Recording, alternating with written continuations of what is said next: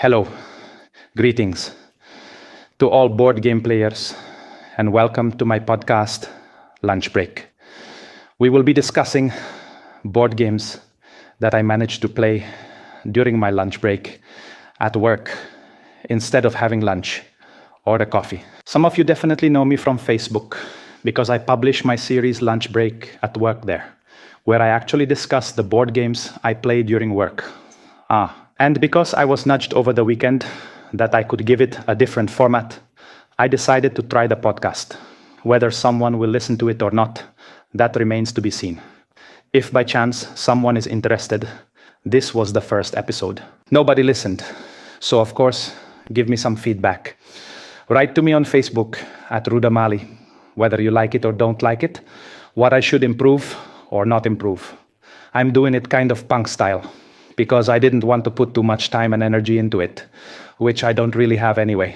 So we'll see. What will make this podcast different from other podcasts and YouTube channels, I think, is that I don't completely play those games.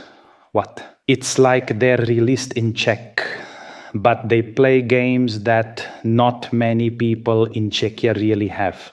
They don't play much. So it might be interesting for some people to also find out what it's about.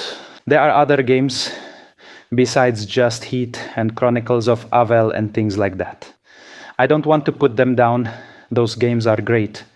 But if I were to film about Heat, I'd be like the 10th person doing it. And that wouldn't be as fun for me. So what are we going to talk about today? If I publish this podcast on Friday, then yesterday. And if I publish it on Thursday, then today, during our lunch break, we managed to play a game by Splatterspellen called Food Chain Magnate. On Board Game Geek, it has a rating of 8.1, which is really great. Its complexity rating is 4.21 out of 5, which means it's a slightly heavier board game. And it's for 2 to 5 players. So we played it with 3, and with a time frame of 2 to 4 hours. Well, we played it for about 3 hours, I think. Well, Food Chain Magnate is a game where you are the owner of some fast food chain or restaurants, and you're trying to earn as much money as possible. The game basically ends, and the winner is the one who has the most money at the end of the game. Yeah, you actually have some kind of map of the city. The city is divided into squares. It's like when you look at it at the map, so the map looks as if you were playing some nicer prototype of a board game. You know, it's not really a designer's gem, but it fulfills its function excellently. On the map, you have squares, which are actually districts. There are roads like streets. There are convenience stores where you can buy, where a delivery person can simply bring you lemonade, cola, or cocktails, or beer. And then you have buildings, and these buildings are either standalone or have a garden, indicating that some wealthier people live there. So, and then next to the map, you actually have a selection of people, a kind of hierarchy, and those people are essentially the offer of people that you can buy or hire, recruit into your restaurant. Everyone starts with a card. The main CEO, which is actually you, and you can have at most like 3 employees under you. And if you have some management, some vice president, then they will have more people under them. Yeah, so that's how you expand. That's how you expand your company's roots, where at the top it's always you as the head, and below are your subordinates, always in the game. We have 2 types of people. Either they are currently working and you have them in front of you in those routes, or they are so-called on the beach, not working at the moment. They have time off, but you still have to pay them because they are part of your company. The game begins by choosing a restaurant, selecting its location, where the main door is, and where on the map you will start. And each person has some action they can perform. So first you place the map. You place the restaurant on the map. Then you decide who will play first. Well, and then we have phase 3, which is working from 9 to 5 in the morning. Working hours, probably. Normal working hours.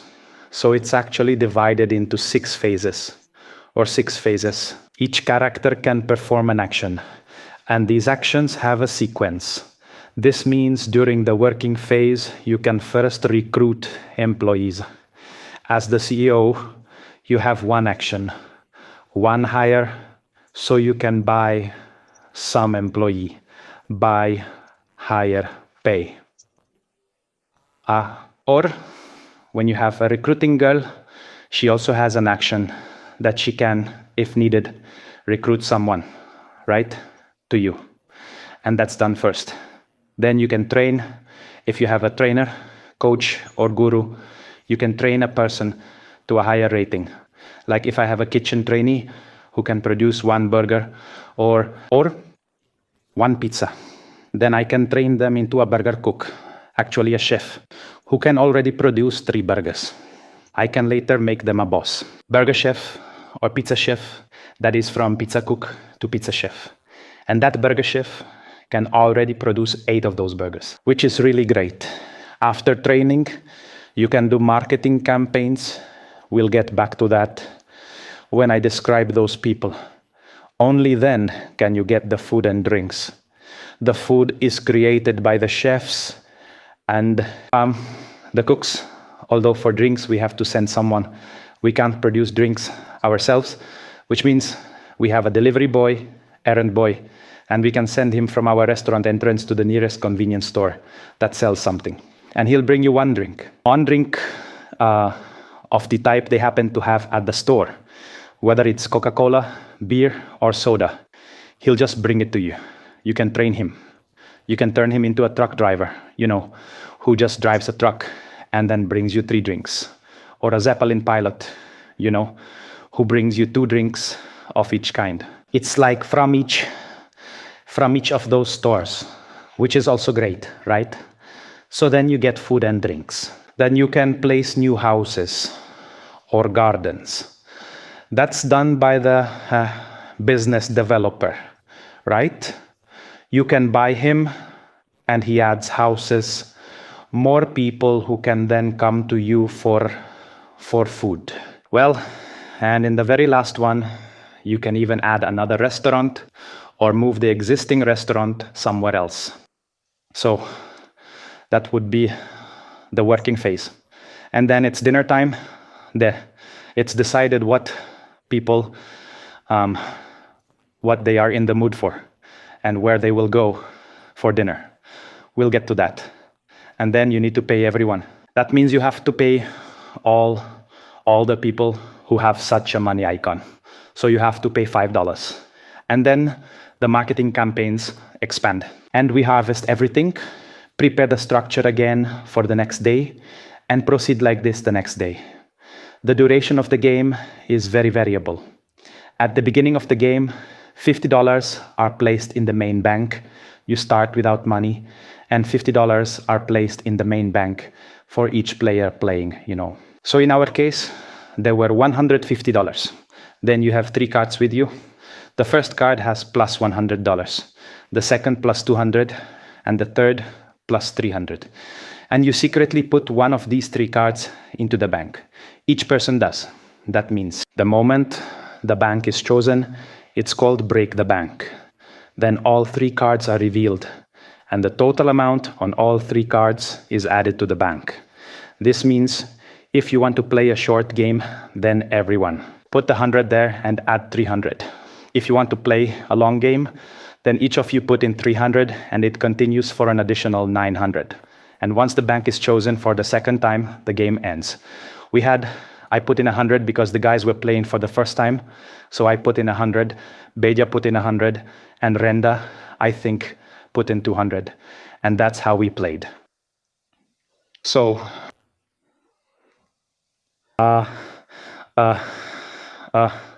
yes, with those campaigns, you actually need them to have the desire for the food that you produce. That means you first need to hire a marketing trainee, then make them a campaign manager, brand director, and so on. And basically, they create those marketing campaigns for a certain period. And they always promote the food or drink that you say, right? The simplest is a billboard. The billboard actually influences the building it directly adjoins. And you can put, I don't know, a burger on it. And for 2 rounds, the people who are near the billboard, they will crave a burger. And when you are the closest and perhaps have the best price, they then come to you and buy the burger, spend $10 with you for the food, give you it, and great. Another option is a flyer campaign in mailboxes. And that will affect every building that is connected by the road without having to cross the street. Yes. So when it's just connected with the road, every house is affected by the mailbox. Or you can even send a plane with some banner. Or, which is what I managed to do, build a radio station that affects its own tile and all surrounding tiles. And even when I built it first, I got what's called a milestone. In that game, they are milestones, which are like achievements. And it's always given to the one who is the first to perform a certain task. Yes, I was the first to build a radio, so I got a milestone that I can promote 2 products instead of 1. And I was actually promoting burgers, and beer. And people, basically everyone around that radio, they always craved a burger and a beer and looked for satisfaction in the restaurants around. So those are the marketing campaigns. Well, and what is being addressed is as soon as people are hungry, the question is actually where they will go. Primarily they want to go to the restaurant that is closest. But if I were 1 tile farther and had the pizza, or rather the burgers, $1 cheaper, they would come to me. And if we both had it cheaper and they could just both come to us, then it depends on who has more waitresses, more attractive waitresses, then they go there. And then if we both have the same number of waitresses, then it comes down to who was there first, which is kind of like something like the worst. But it is dealt with. It is dealt with like this. Of course, you can have a pricing manager who actually lowers prices by $1, or a discount manager who lowers them by $3, or when you know you have a monopoly. Not at all. A monopoly, for example, on burgers. And nobody makes those burgers or can't satisfy that much demand. Those people with the burgers, like maybe there are 5 houses and everyone has a craving for 2 burgers. And now you know that others can produce a maximum of 2 burgers. And you have a boss who can produce 8. So you can hire a luxuries manager. He raises everything by $10. But they'll come to you because it's luxury goods, right? If nobody else can offer it to them, well, they'll come to you for those luxury burgers, right? And it's great that some houses have gardens because they spend twice as much as everyone else, right? Like, in fact, the game is perfect for this. I really enjoy it. The guys were a bit embarrassed because the game has one big downside, and that is, if you haven't played it at least a little, then maybe halfway through the game, you might realize you no longer have a chance to win. It ended for us like the guys played it for the first time. You know, I played it for the first time at Essen, now back with the guys, with Ladja and Ondra, and Ladja taught me there. I think he taught me well. I really enjoyed it. And it was love, you know, for a lifetime. Like like with Food Chain, not with Lada. Sorry, dude. But I also tried to teach the guys. But of course, unfortunately, it ended with everyone having over 90, like money at the end of the game. And I had about 500 so I followed a strategy with the recruiting girl, where in the first round, I actually bought a girl who can also buy people. In the second round, I bought a girl and maybe a trainer. And in the third round, because I had already executed 3 hires for the CEO, for me, and for each of the girls. So I got the milestone for being the first to buy 3 people in 1 round. And I received 2 of those management trainees. And these are actually managers you have under you. And they again increase your company's roots by 2. So like great. Really, it went well. Not at all. We had the map set up kind of strangely, where there were about 3 houses on the right and then across a sort of strange street. Further on, there were just 2. But I really enjoy it. It's a game with almost no randomness. Everything there, you actually plan yourself. And that's what's great about it. Maybe for me, it seems great, but maybe that's actually what's bad, because halfway through the game, you realize like, damn, I didn't do this and that at the beginning. What am I supposed to do with it now? Well, nothing, really. So I just endure half the game before it ends, but that probably depends. It probably depends on the person. Well, okay, look, I wanted to say something else. I mentioned the coach, I said everything. No, so if these tiny podcast episodes of mine appeal to you, then certainly write to me. If you don't like it, let me know too. And I'll look forward to seeing you again at the next lunch break. Take care and bye.